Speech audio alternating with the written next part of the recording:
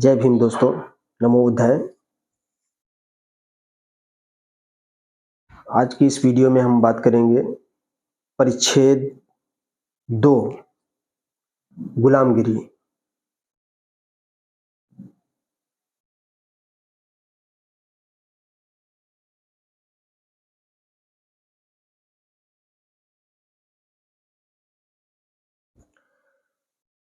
गुलामगिरी परिच्छेद 2 के बारे में देखते हैं कि फुले साहब ने इस परिच्छेद में क्या कहा है। परिच्छेद 1 के बारे में हम लोग पिछली वीडियो में बात कर चुके हैं और उसी के आगे चलते हैं। परिच्छेद 2 में क्या कहा है, वही वार्तालाप है उनका ढूंढीराव के साथ। ढूंढीराव प्रश्न पूछते हैं और फुले साहब उसका जवाब देते हैं और इसी प्रकार ये प्रश्नोत्तरी टाइप में ये लिखी गई है पुस्तक। तो देखते हैं। परिच्छेद 2 में दिया गया है मत्स्य और शंखासुर के संबंध में। मत्स्य और शंखासुर नाम के जो आर्य रहे होंगे और इनके जो उत्तराधिकारी या बाद में आने वाले लोग रहे होंगे, तो उनके बारे में इसमें कहा गया है और देखते हैं क्या है। मत्स्य और शंखासुर के संबंध में ढूंढीराव प्रश्न पूछते हैं कि इस देश में बटु यानी वामन के पहले कुल मिलाकर ईरान से आर्य लोगों के कितने जत्थे आए होंगे।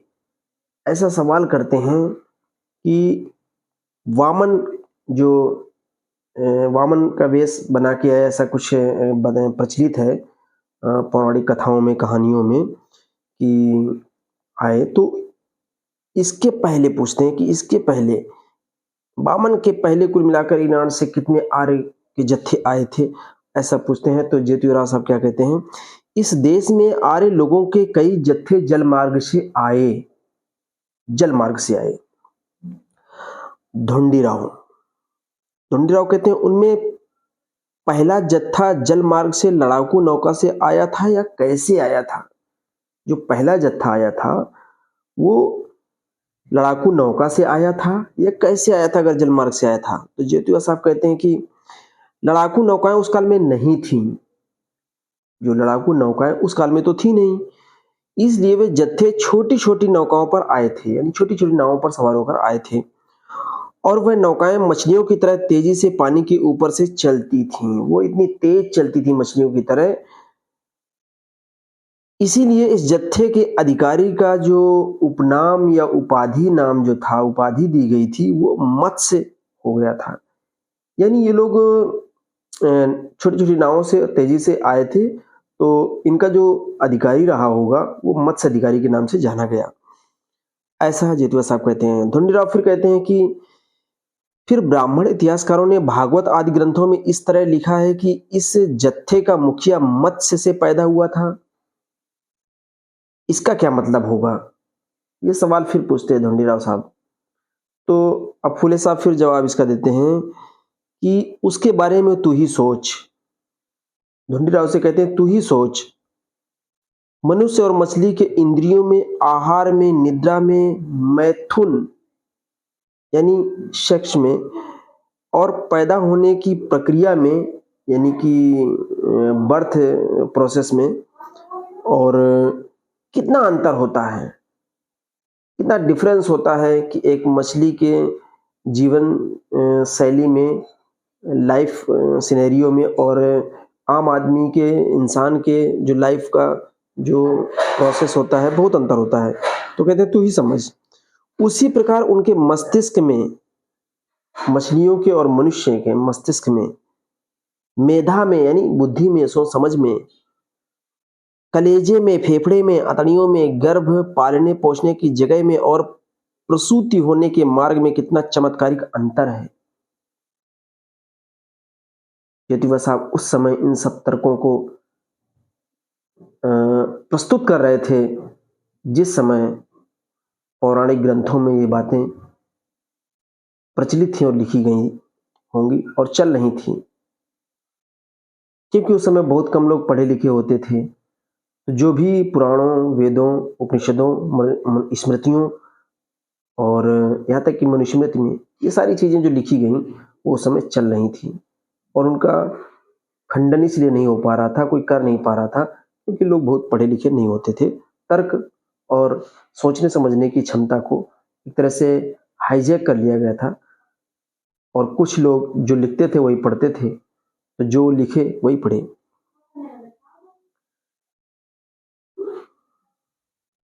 मनुष्य जमीन पर रहकर अपनी जिंदगी बसर करने वाला प्राणी है।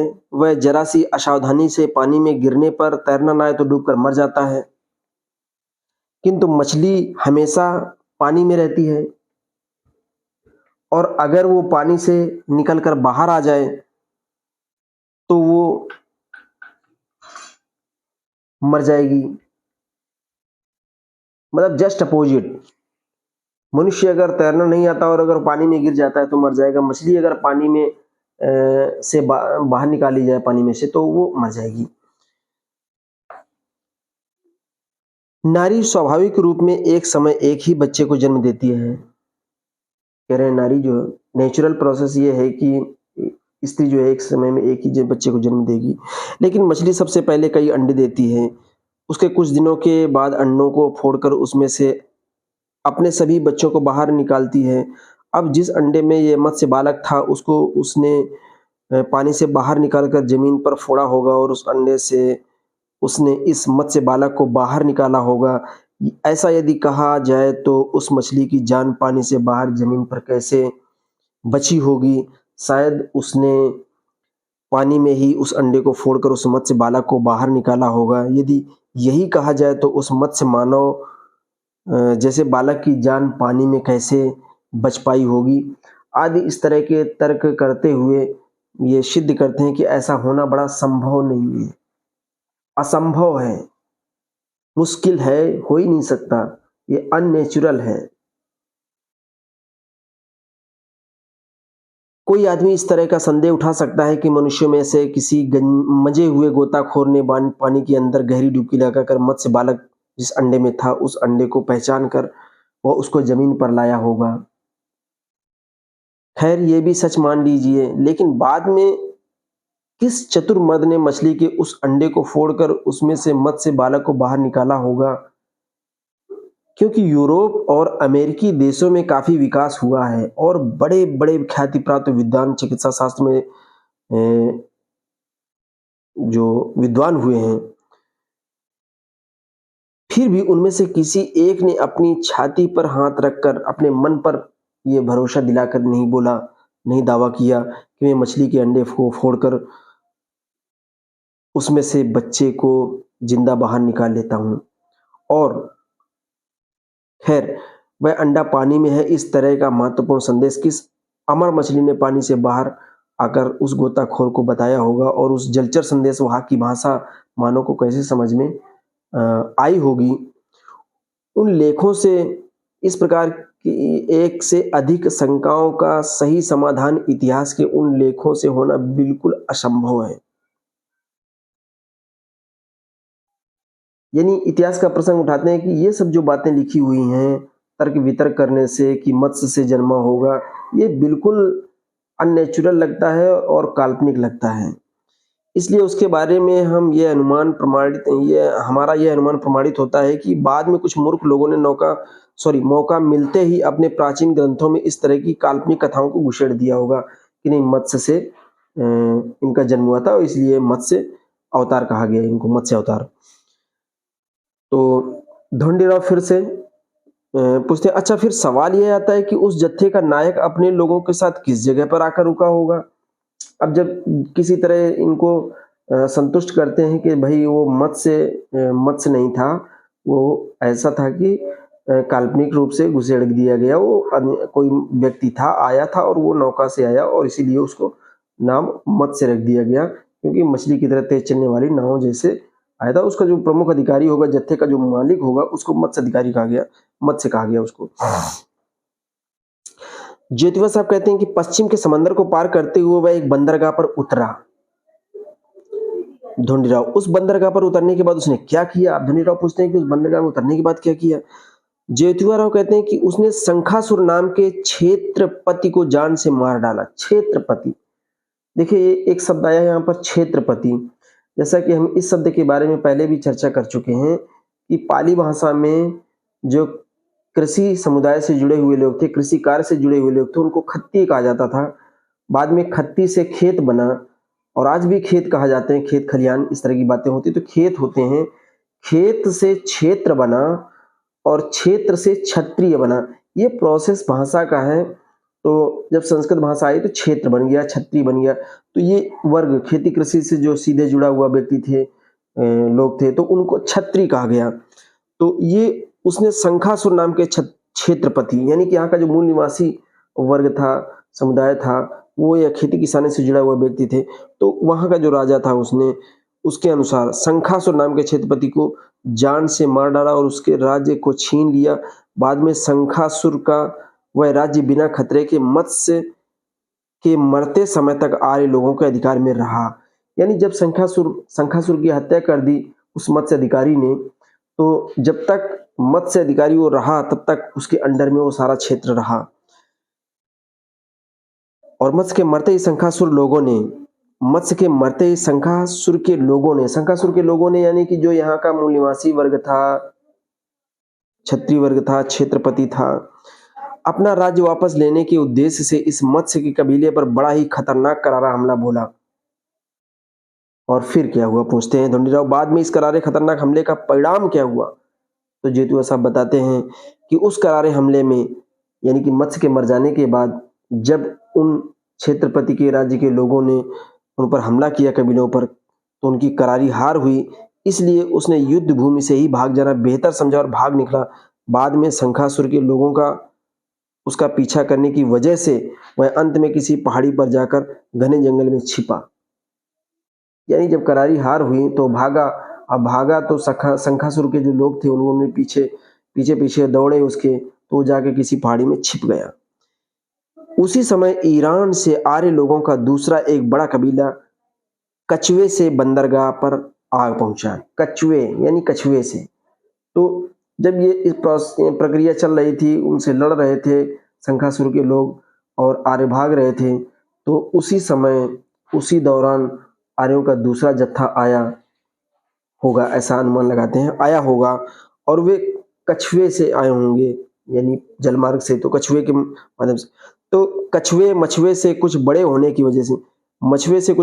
वजह से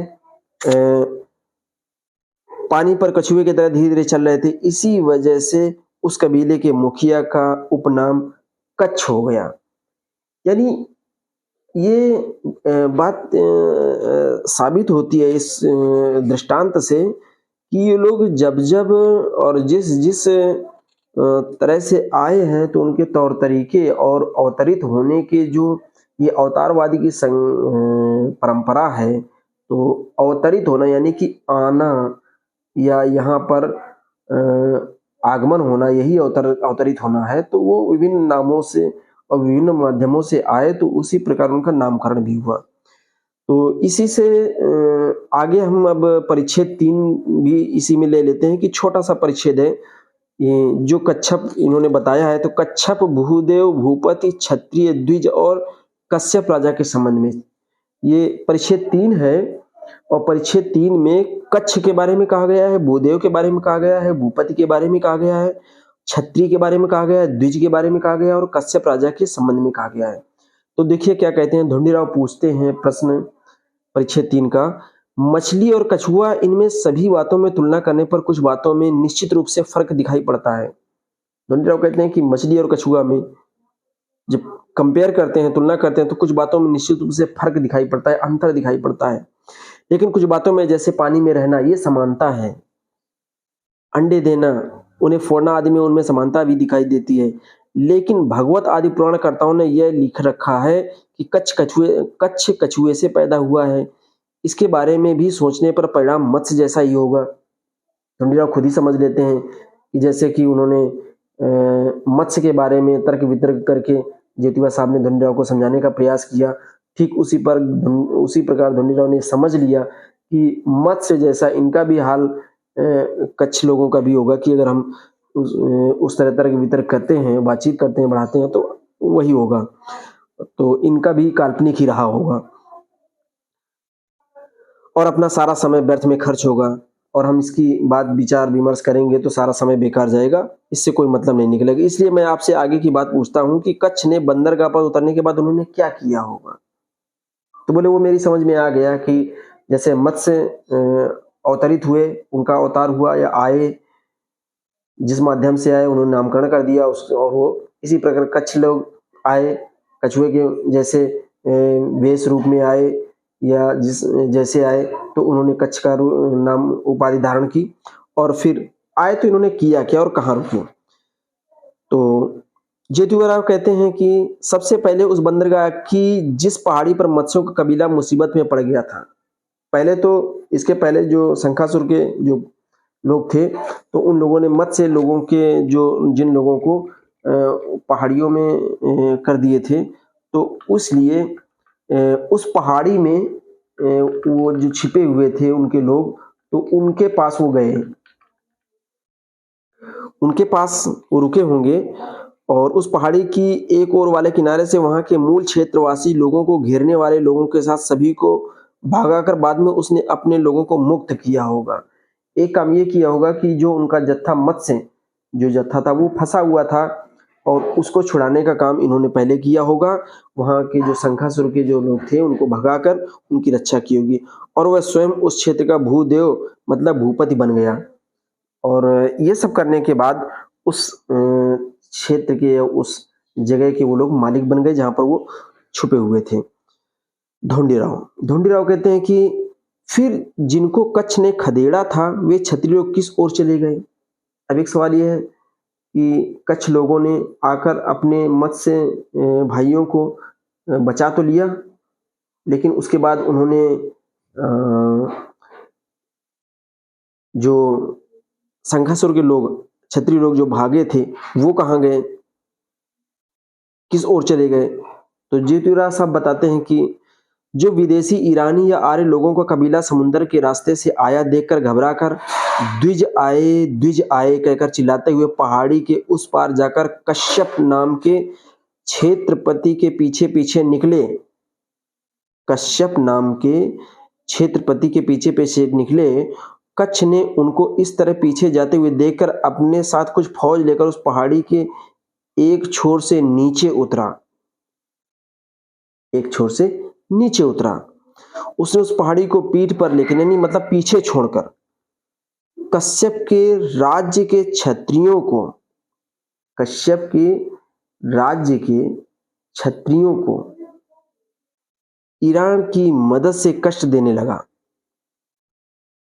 यानी अब इनका राज्य तो विस्तार हो रहा था धीरे धीरे, वहां पर उन्होंने क्षत्रियों को हरा ही दिया था और पहाड़ी को पीछे छोड़ दिया, यानी ये लोग आगे बढ़ाए थे। तो अब जहां पर क्षत्रिय लोग वो आए थे, रहने लगे थे, वहां पर इन लोगों ने अपना अधिकार और वर्चस्व स्थापित किया और उन लोगों को परेशान करने लगे।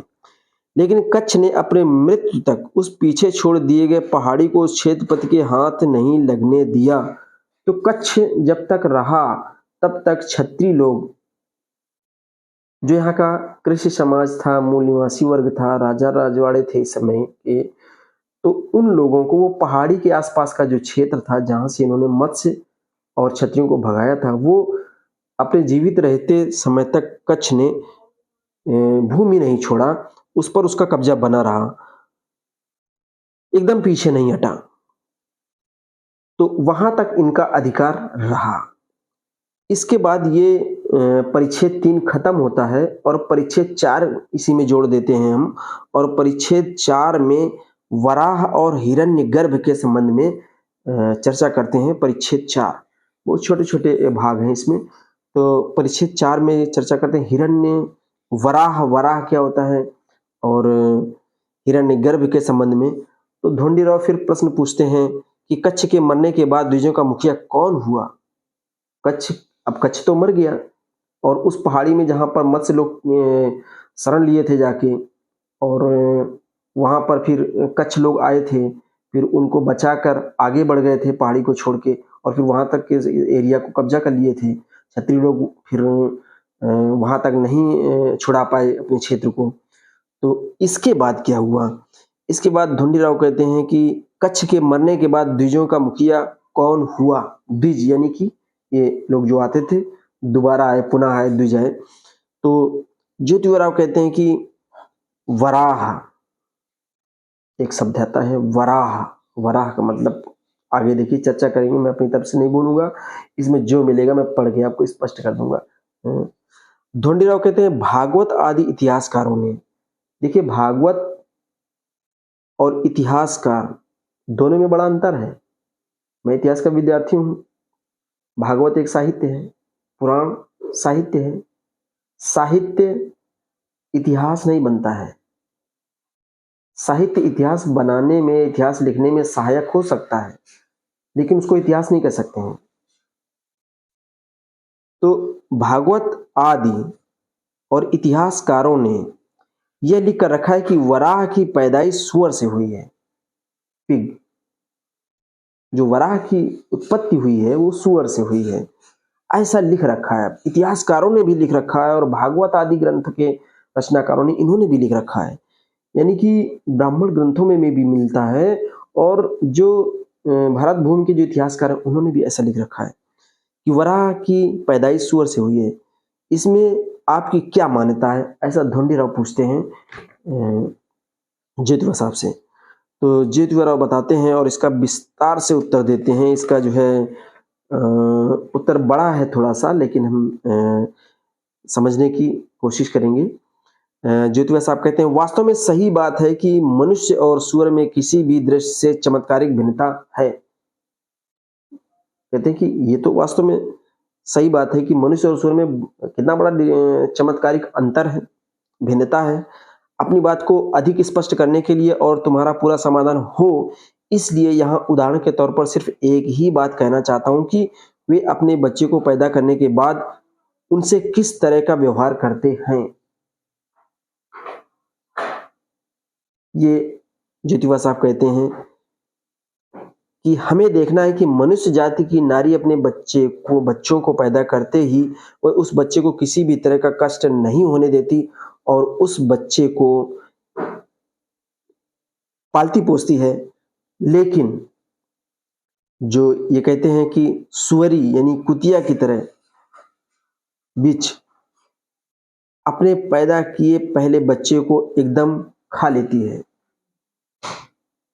ये बात कहते हैं कि सुअरी और जो कुतिया होती है वो अपने पहले जन्मे बच्चे को खा लेती है, लेकिन सुअरी कुतिया की तरह अपने पैदा किए पहले बच्चे को एकदम खा लेती है, उसके बाद दूसरे बच्चे को पैदा करती है।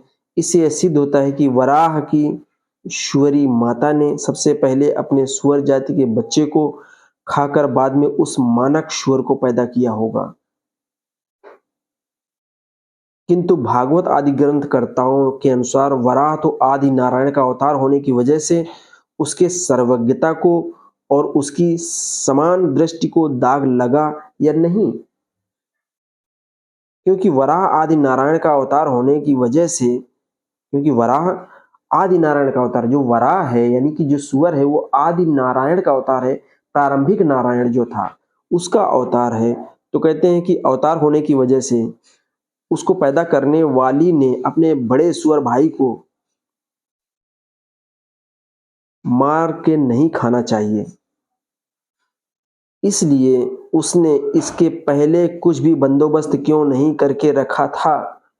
ये आदि नारायण जब अवतार थे, कहते हैं कि क्योंकि वराह जो है वो आदि नारायण के अवतार हैं और इस अवतार होने की वजह से वो एक भगवान थे।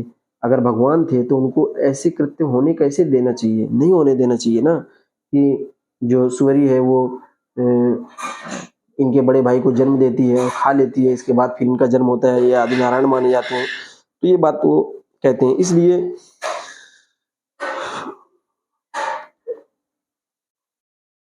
पद्मा स्वरी यानी पद्मा जो सुअरी है, पद्मा नाम है और सुअरी है। सुअरी वराह आदि नारायण की माँ ही तो है। पद्मा सुअरी वराह की जो आदि नारायण हैं कि माँ ही तो है ना, और उसने इस तरह से अपने नन्हे मुन्ने अबोध बालक की हत्या क्यों की?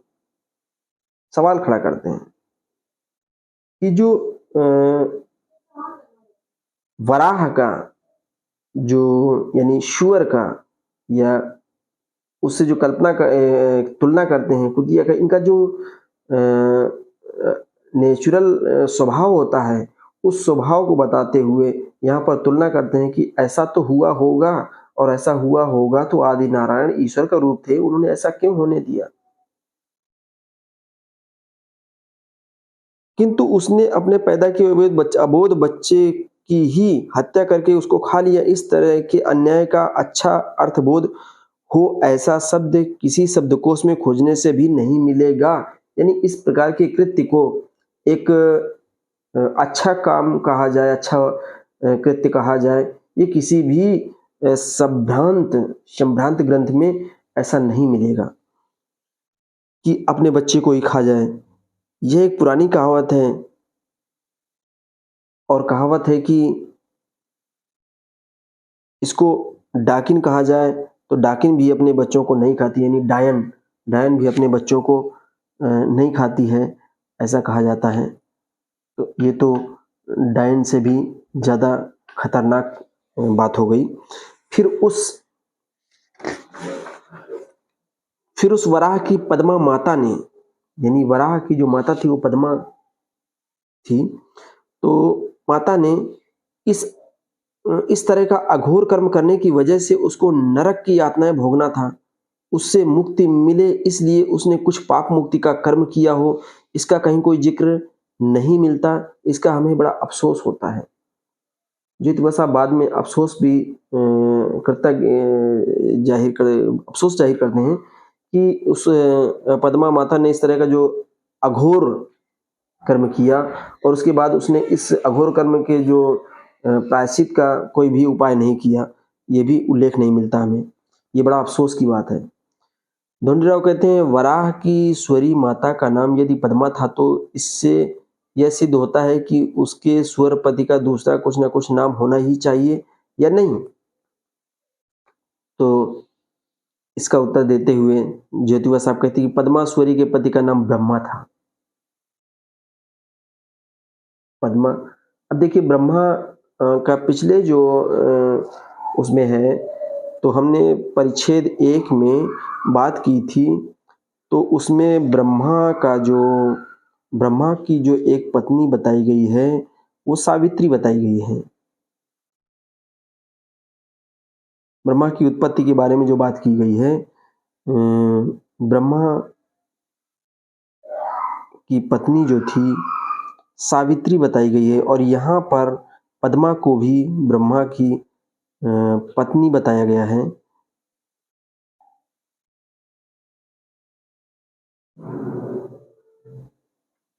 तो चूंकि ये मुझे याद आ गया, तो इस कॉन्सेप्ट को मैं उठा रहा हूँ कि अभी क्लियर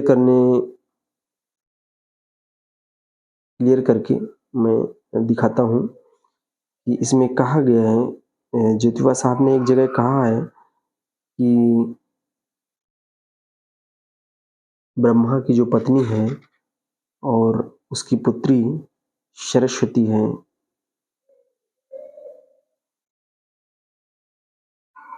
हाँ, सावित्री ब्रह्मा की औरत होने पर भी उसने नवजात शिशु के गर्भ का बोझ अपने मुंह में 9 माह तक संभाल कर उसे जन्म लेने का और उसकी देखभाल करने का झमेला अपने माथे पर क्यों लिया, जैसा कि ब्रह्मा विराट पुरुष से। तो ब्रह्मा की यहाँ बताया है एक जगह कि ब्रह्मा की जो औरत है या पत्नी है वो सावित्री है, और यहाँ जो बता रहे हैं ज्योतिबा साहब, पद्मा जो सुअरी है उसके पति का नाम भी ब्रह्मा है। अब ये वही ब्रह्मा है कि दूसरा है, इस विषय में आगे देखिए, अगर मिलता है तो हम लोग बात करेंगे। ढोंडीराव फिर कहते हैं कि इससे यही समझ में आ रहा है कि प्राचीन काल में जानवर मनुष्यों की तरह आपस में एक दूसरे को ब्रह्मा, नारद और मनु इस तरह के नाम देते थे। प्रश्न उठाते हैं उनके नाम इन गपाड़िया ग्रंथों को कैसे समझ में आए होंगे।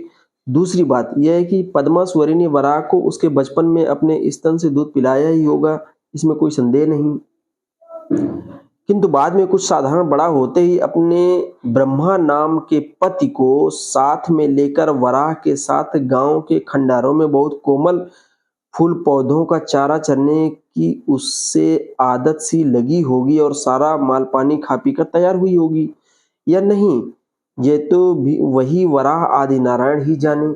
यानी कि जो स्वाभाविक बात है उसको उल्लेख करते हुए बताते हैं कि भाई जो अगर सुअरी है तो वो अपने जो नेचुरल प्रोसेस है उसके तहत वो जीवन यापन करेगा, और आदि नारायण भी उसके साथ बचपन में इसी तरह का अपना जीवन यापन किया होगा उन्होंने।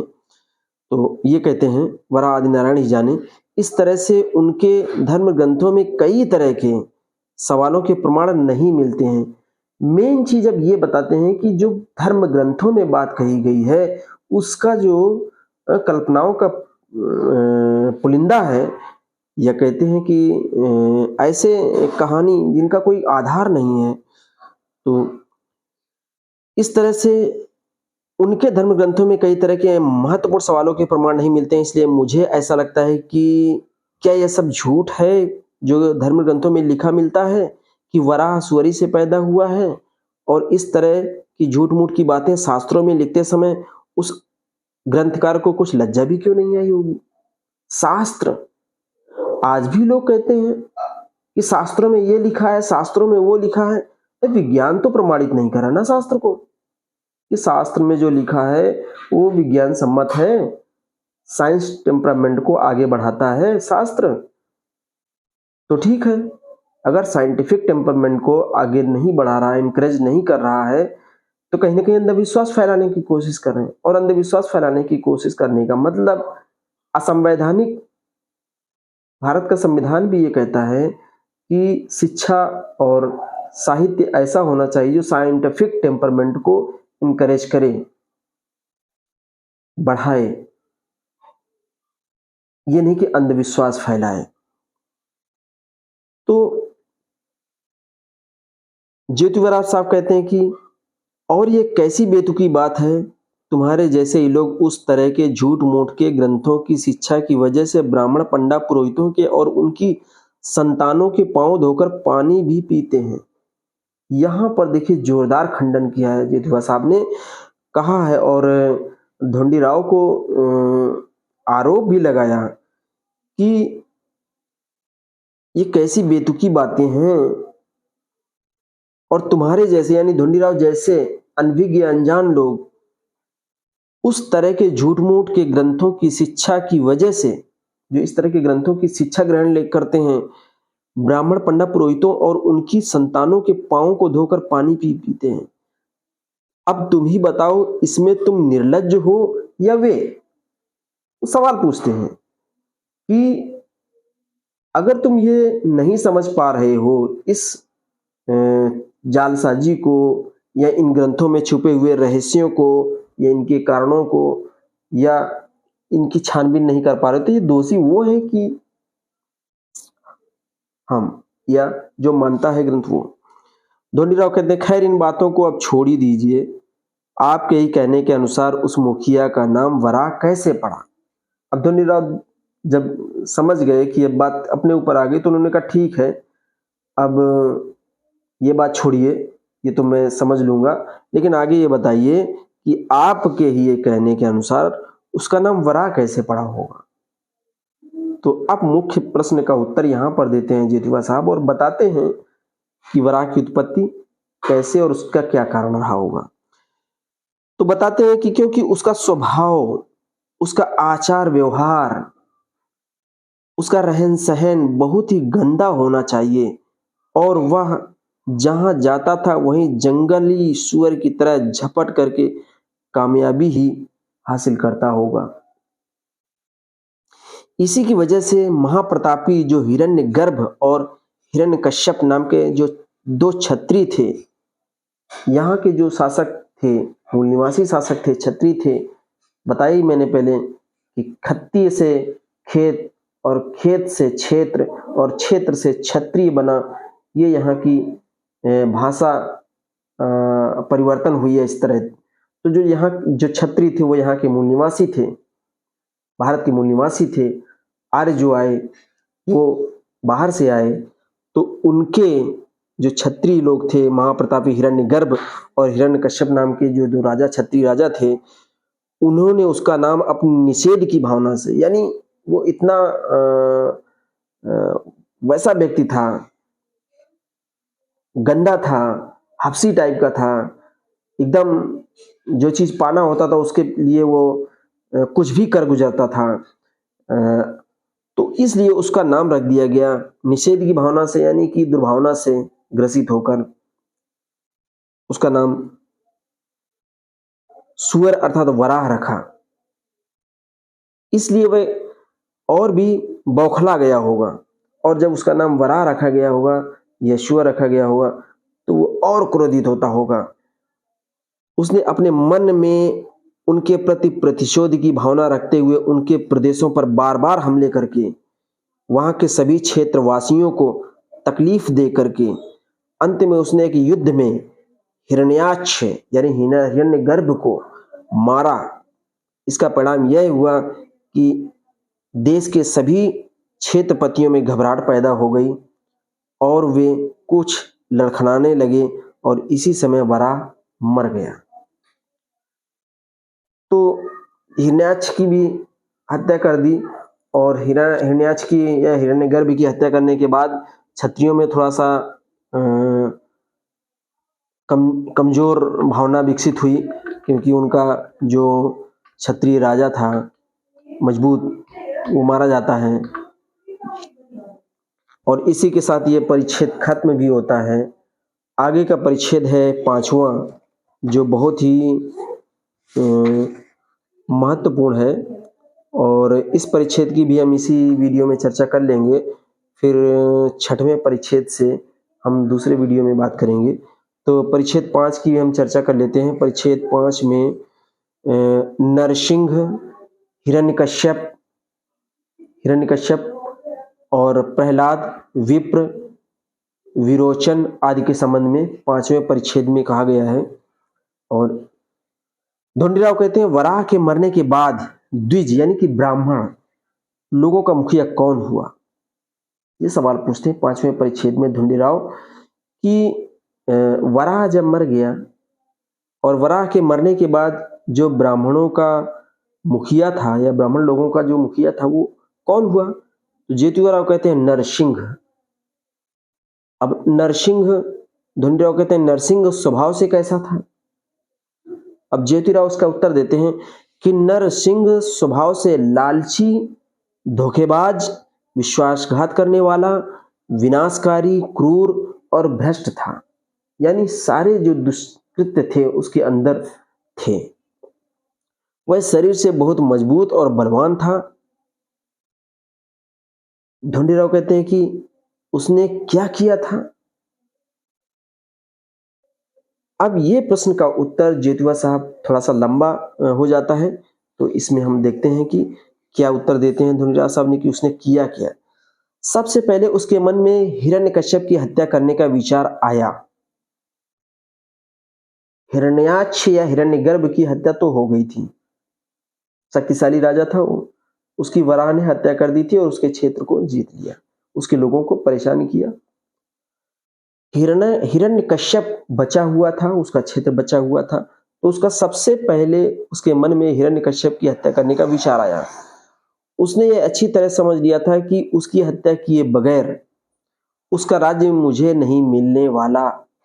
ये समझ में आ गया था नरसिंह को, जो ब्राह्मणों का इस समय मुखिया था।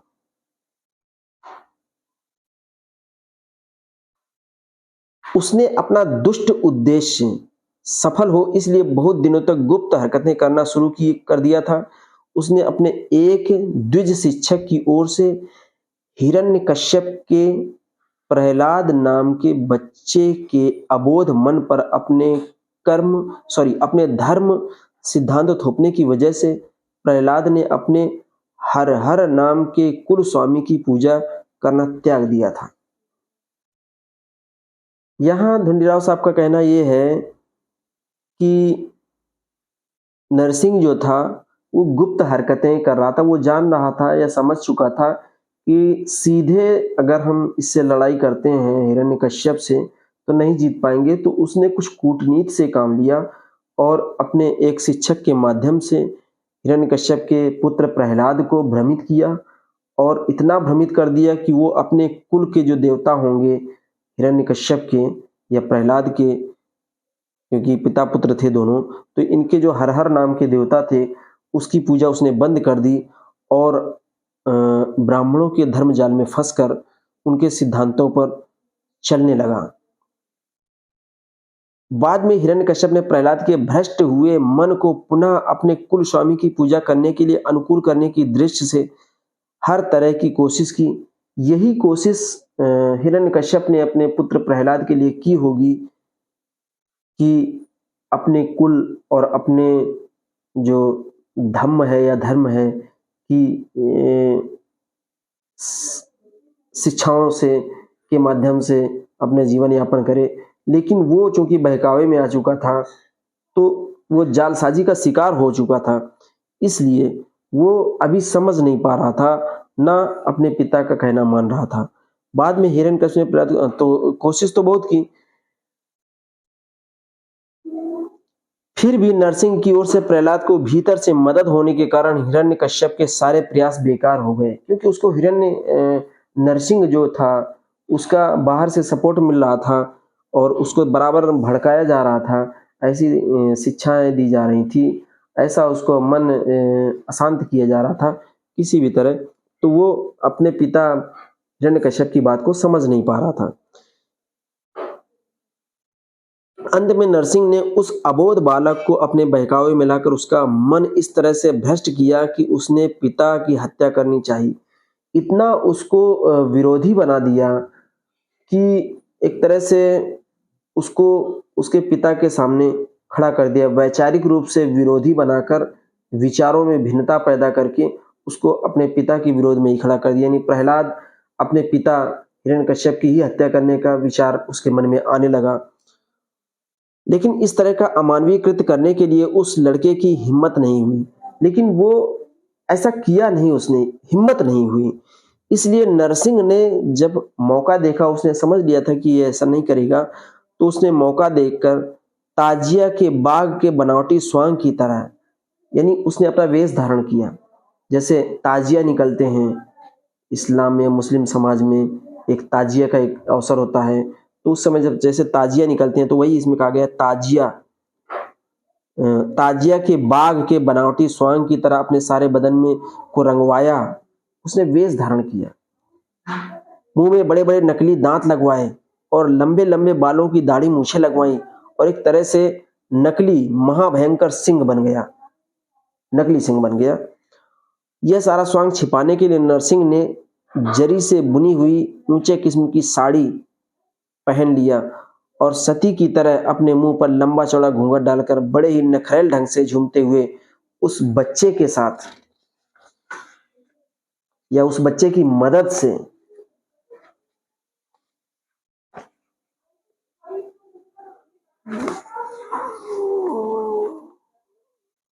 एक दिन उसके पिता द्वारा बनवाए विशाल मंदिर में, जहां खंभों का तांता लगा हुआ था, वहां जाकर छिपकर खड़ा रहा। इसी दौरान हिरण्यकश्यप जो था वो सारे दिन का शासन संभालने हुए थक जाने के बाद शाम होते ही अपने मंदिर में एकांत में आकर निर्भयता से आराम करने के उद्देश्य से पलंग पर लेटते ही नरसिंह ने, जैसे ही लेटते हैं वहां पर नरसिंह ने बड़ी तेजी के साथ सिर का घूंघट खोलकर आंचल को कमर में लपेटकर इन खंभों की गर्दी से निकलकर हिरण्यकश्यप के बदन पर कातिलाने ढंग से टूट पड़ा, यानी अचानक छिपकर हमला किया। उसने अपने हाथ की मुट्ठी में छिपाए हुए बग ने बाघ की तरह जो नख थे, पता नहीं वो किसी धातु के लगा लिए हों या जिस भी चीज से लगा लिए हों, तो उससे बगनखे से उसके पेट पर वार करके उसके पेट को फाड़ दिया।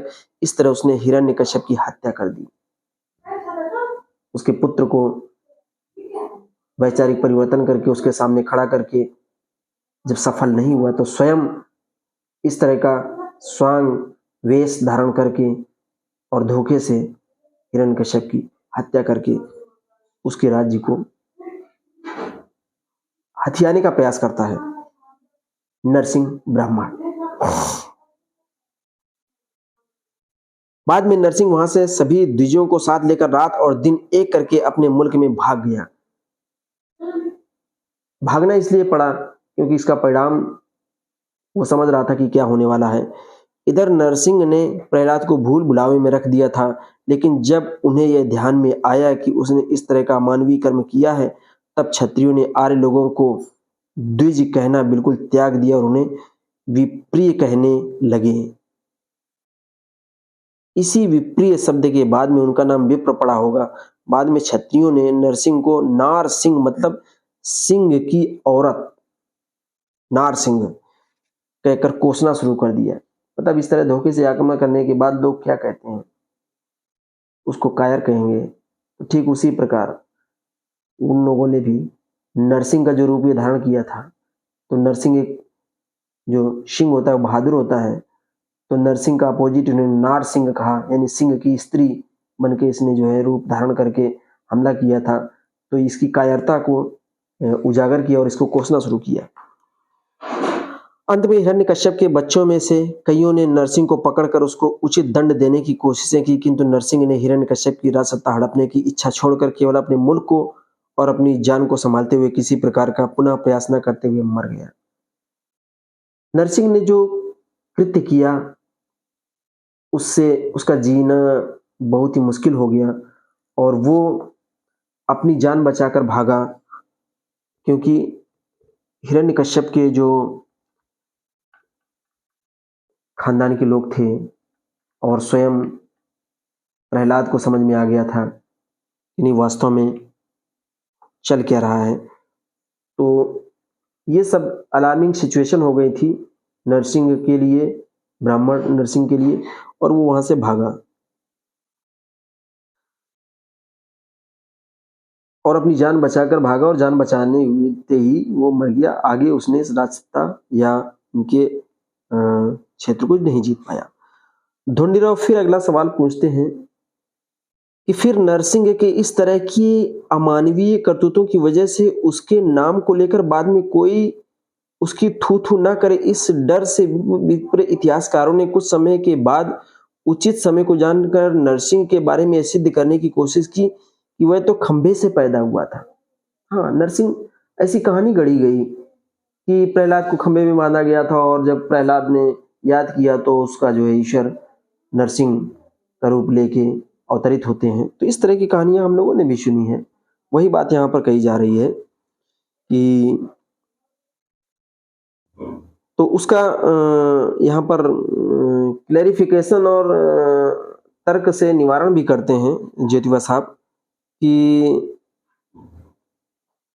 हाँ, इसमें भी कोई संदेह नहीं है, क्योंकि यदि वह खंबे से पैदा हुआ था तो ये कहा जाए तब उसकी गर्भ की नाल दूसरे व्यक्ति की से, मतलब ये सारी चीजें वही बताते हैं और इसमें हम लोग टाइम वेस्ट नहीं करेंगे। ये कॉन्सेप्ट यही देखते हैं, आगे की बात करते हैं। ये तो एक तरह से सृष्टि के विरोध हैं। कहते हैं कि ये तो सृष्टि क्रम के विरोधी हैं। इन लापरवाह विप्र ग्रंथकारों ने नरसिंह को एकदम लड़कियों के खम्भों से पैदा करवाते ही उसने अन्य किसी बगैर सहायता के अपने आप को इतना शक्तिशाली दाढ़ी मूछ वाला अक्ल का दुश्मन बना लिया कि उसने तुरंत ही हिरण्यकश्यप की हत्या कर दी।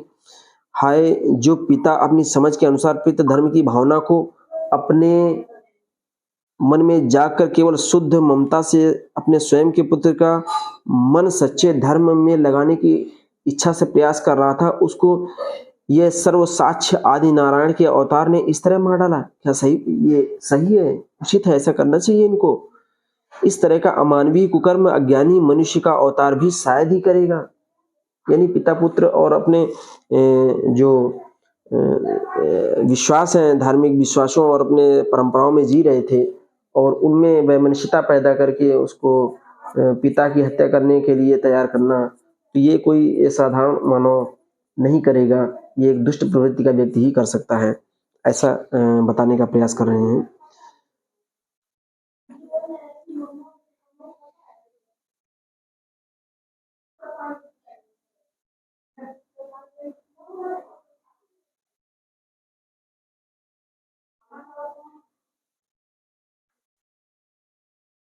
कहते हैं हिरण्यकश्यप की बड़ी बेरहमी से हत्या करना यह कितने आश्चर्य की बात है। यदि उसको उस हिरण्यकश्यप का उपदेश समझ नहीं आया तो फिर वह सबकी बुद्धि का दाता कैसे बना। इसे सिद्ध होता है कि नरसिंह में अपने पूना शहर की किसी सामान्य स्त्री से भी ज्यादा अक्ल नहीं थी, क्योंकि जिसने यहाँ के किसी एक बृहस्पति कहलाने वाले एक विद्वान को केवल अपने मधुर शब्दों के मायाजाल में फंसाकर अपना गुलाम बना लिया। फिलहाल हिंदुस्तान में या भारत में अमेरिकी और यूरोपियन मिशनरियों ने यहाँ के अपने में से कई युवकों को खिस्ती बना दिया, किंतु उनमें से किसी ने भी किसी ख्रिस्ती युवक के पिता की हत्या नहीं की। यह कितना बड़ा आश्चर्य है। यानी घटनाओं का वर्णन करते हुए बताते हैं कि ऐसा किसी ने नहीं किया। जेतुराव कहते हैं कि धोंडीराव फिर पूछते हैं कि नरसिंह की इस तरह की दुर्दशा होने पर विप्रों यानी ब्राह्मणों ने प्रहलाद का राज्य लेने के लिए कुछ कोशिश भी की है या नहीं। तब धोंडीराव बोलते हैं विप्रों ने प्रहलाद का राज्य हड़पने के लिए कई तरह के लुके छिपे प्रयास किए, किंतु उन लोगों को इसमें कोई कामयाबी नहीं मिली, क्योंकि बाद में प्रहलाद की आंखें खुल गईं। प्रहलाद को अकल आ गई। जब उसके पिता की हत्या हो गई तो उसको समझ में आ गया, उसको विप्रों की कुटिलता स्पष्ट से दिखाई देने लगी। तब से प्रहलाद ने विप्रों पर किसी भी तरह का भरोसा करना छोड़ दिया और सभी लोगों से केवल ऊपरी दिखावे का स्नेह रखकर वह अपने राज्य की उचित व्यवस्था योग्य प्रतिबंध करके मर गया। उसके मरने के बाद उसी के बेटे विरोचन, प्रहलाद का पुत्र होता है विरोचन ने अपने राज्य को संभालते हुए उस राज्य को बलशाली बनाने हेतु अंतिम सांस ली।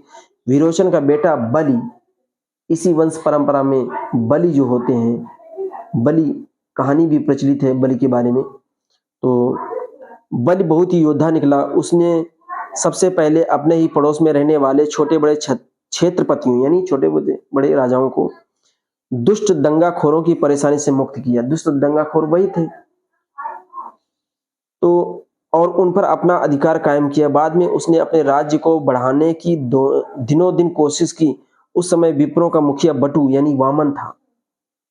हाँ, जब बलि आए थे, बलि के समय में जो बटु यानी ब्राह्मणों का जो मुखिया था, विप्रो यानी बटु वामन था, तो उसको यह सब बर्दाश्त नहीं हो रहा था। ये जो हो रहा था सब बलि जो कर रहे थे वो बर्दाश्त हो ही नहीं रहा था उसको। तो उसने गुप्त रूप से बहुत बड़ी फौज तैयार की और अचानक बलि के राज्य की सीमा पर आ पहुंचा। वामन बहुत ही लोभी, साहसी और अड़ियल दिमाग वाला व्यक्ति था। तो वामन के बारे में इस तरह ज्योतिबा साहब कहते हैं। और विप्रिय का मतलब होता है विप्र। विप्रिय जो शब्द दिया था उन्होंने, विप्रिय का मतलब होता है अप्रिय, धोखेबाज, छली, कपटी, दुष्ट। इसलिए जो विप्र आज हैं, विप्र का मतलब ही है कि ये अप्रिय है, इसको ये प्रिय नहीं है किसी का। जैसे जो कहा गया है पूजय विप्र सकल गुणहीना, तो विप्र का मतलब ही है वो अप्रिय है, उसको कैसे कह सकते हैं। तो विप्र का उस समय का मतलब आज भी इस पुस्तक में अगर हम गौर से पढ़ते हैं और बाद में संदर्भ के नीचे जो अर्थ दिया हुआ है, विप्रिय का मतलब है अप्रिय और इसका समानार्थी है धोखेबाज, छली, कपटी, दुष्ट, ये होता है विप्र। तो विप्र जो है समझ सकते हैं हम लोग। अब विप्र का मतलब समझ में आता है कि विप्र का मतलब क्या होता है। तो विप्र का मतलब बहुत अच्छा नहीं होता है। विप्र का मतलब ही होता है दुष्ट, दुराचारी, अप्रिय, धोखेबाज, छल, कपटी, ये विप्र होते हैं।